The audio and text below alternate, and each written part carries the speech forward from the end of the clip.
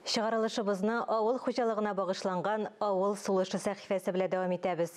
Ауыл хезмәтчәннәре алар җитештергән продукция гомумән республикабызны азык-төлек белән тәэмин итүчеләр турында тулырак итеп Динә Нәҗметдинова сөйләр.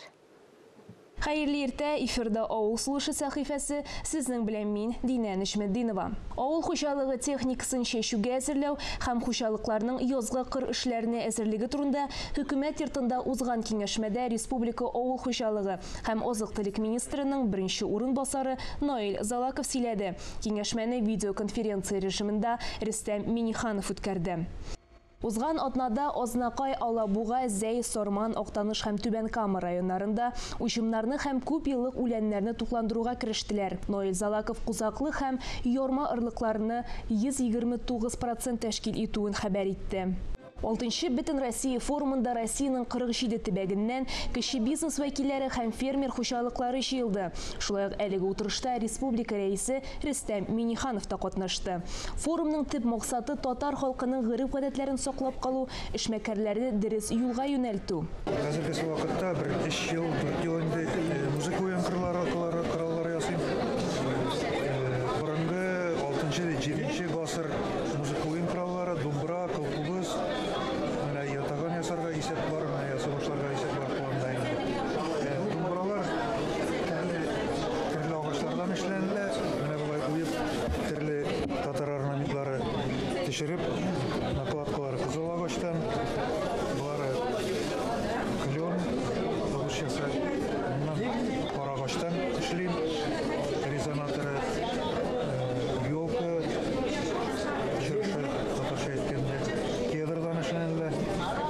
Алмаз Әсхәдуллин кул-кубыз борынгы уен коралларын яңадан халыкка таныту белән шөгыльләнә. Ринат Исламов мәчетләрне төнге ут белән җиһазландыручы булып эшли. Безнең бу проектыбыз мәчетләрне архитектура яктырту.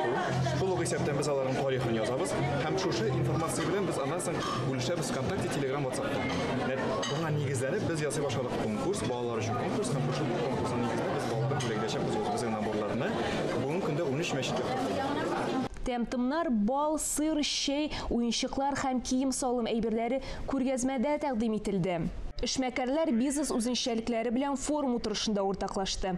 Милли колоритлы продукцияны республикадан читтә җитештерәләр. Без үзебезнең җитешкән, җитешмәгән әйберләрне күрсәтер өчен генә түгел, без сездән бик күп үрнәк алабыз. Менә һәммәгез монда килгән чыгыш ясаган иптәшләр, алар барысы да үз кешеләре белән нинди зур бизнес гына бару түгел, сезнең һәммәгездә дә үзегезнең татарлыгыгызны сакларга, шушы безнең гореф-гадәтләребезне киләчәк буыннарга җиткерергә, менә сезгә шуның өчен һәммәгезгә зур рәхмәт. Менә шундый булыгыз киләчәктә дә.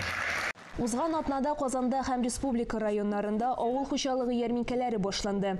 Механизация һәм техник сервис институтында цифрлы игенчелек компетенциясендә эшче һөнәрләрнең региональ чемпионаты узды. Авыл хуҗалыгы һәм азык-төлек министрлыгында терлекчелекнең өстәмә продуктларын үтәлештерүнең яңа таләпләре турында фикер алыштылар. 18 мартта Казанның 14 мәйданчыгында, шулай ук Яшелүзәндә, Чаллыда, Түбән Камада язгы авыл хуҗалыгы эшләре башланды. Беренче ярминкә атнасында 104 тонна бәрәңге, 77 тонна яшелчә, 79 тонна ит китерелгән. Шәһәр халкы иртәдән үк азык-төлек сайлау белән мәшгуль булды. Авыл хуҗалыгы һәм азык-төлек министрлыгында терлекчелекнең өстәмә продуктларын үтәлештерүгә яңа таләпләр турында фикер алыштылар. Киңәшмәне авыл хуҗалыгы һәм азык-төлек министры урынбасары Ленар Гарипов үткәрде. Бу атнага авыл хуҗалыгы тармагына бәйле яңалыклар шулар иде. Мин Динә Нәҗметдинова, киләсе атнага кадәр сезнең белән сау булашам.